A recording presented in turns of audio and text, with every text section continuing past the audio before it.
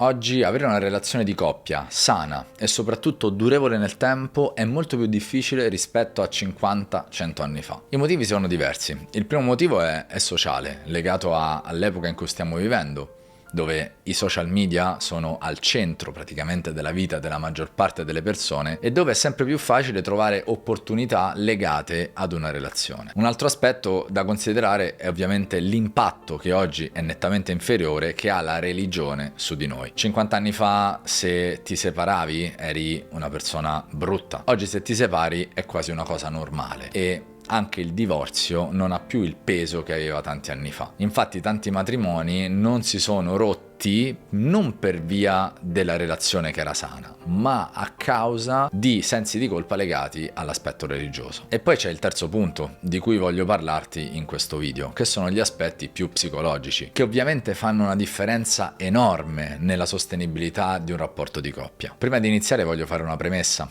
Avere una relazione ovviamente non è una cosa facile, devi metterti in discussione molto per creare qualcosa di sano e non tutte le persone oggi, dato che si accede a dei piaceri a mio avviso effimeri in modo molto semplice e con poco sforzo, è sempre più complicato per le persone riuscire ad impegnarsi in qualcosa che purtroppo nel breve periodo magari ti fa anche stare male e quindi dato che non si hanno strumenti si preferiscono altre vie. In questo video cerco di darti degli strumenti e delle visioni per iniziare a vivere la tua relazione di coppia, se ne hai già una o una tua futura relazione, in modo diverso. Sicuramente la prima cosa che dobbiamo osservare è lo spazio da cui si inizia una relazione. Per spazio intendo intenzione, energia, bisogno. Ci sono delle persone che cercano una relazione perché quella relazione in qualche modo le completa, quindi non si sentono abbastanza, ma attraverso una relazione riescono a riempire quel vuoto. A breve termine questa può essere una strategia utile perché ci dà quel senso di appagamento e di benessere, ma nel lungo periodo ovviamente avrà delle conseguenze. Quando cerchi di completarti attraverso un'altra persona, inevitabilmente tu ti sentirai minacciato da quella persona,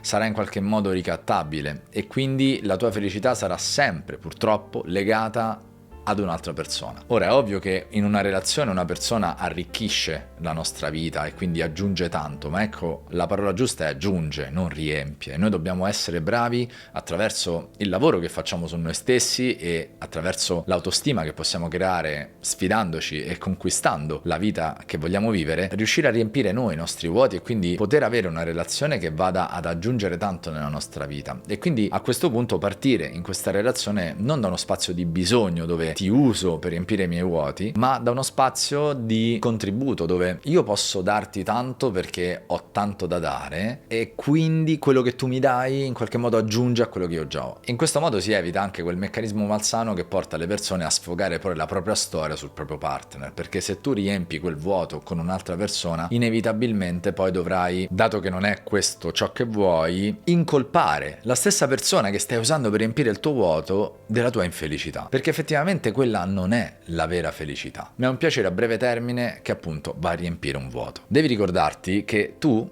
io, tutti noi attraiamo ciò di cui abbiamo più paura a livello spirituale. Quindi spesso è proprio quella persona che attraiamo per riempire un nostro vuoto ciò che più ci spaventa perché in qualche modo specchio delle nostre più profonde paure. So che può sembrare contorto, ma se ci pensi è quello che la maggior parte delle persone fanno. E non lo fanno consapevoli, lo fanno in modo totalmente inconscio. Il risultato è che spesso poi tendi a metterti una maschera per compiacere l'altro e quindi ti trasformi in ciò che non sei. Portare queste maschere diventa faticoso nel lungo periodo e quindi poi inevitabilmente si litiga e ci si separa perché la fatica è troppa. Il secondo punto che voglio vedere con te è la sostenibilità. E uno dei punti a mio avviso più importanti per creare una relazione sostenibile dei tantissimi che ci sono è quello di fare un lavoro insieme. Cosa intendo per fare un lavoro insieme? Significa lavorare a livello psicologico e spirituale insieme al proprio partner. Inevitabilmente quando noi attraiamo una persona, anche se abbiamo fatto già tanti percorsi e tanto lavoro eccetera, noi tenderemo ad attrarre la persona di cui abbiamo bisogno per completare la nostra evoluzione. E quindi anche se abbiamo fatto tanto lavoro nella nostra vita, indipendentemente da una relazione, quando avremo una relazione tenderemo a tirare fuori altri lati di noi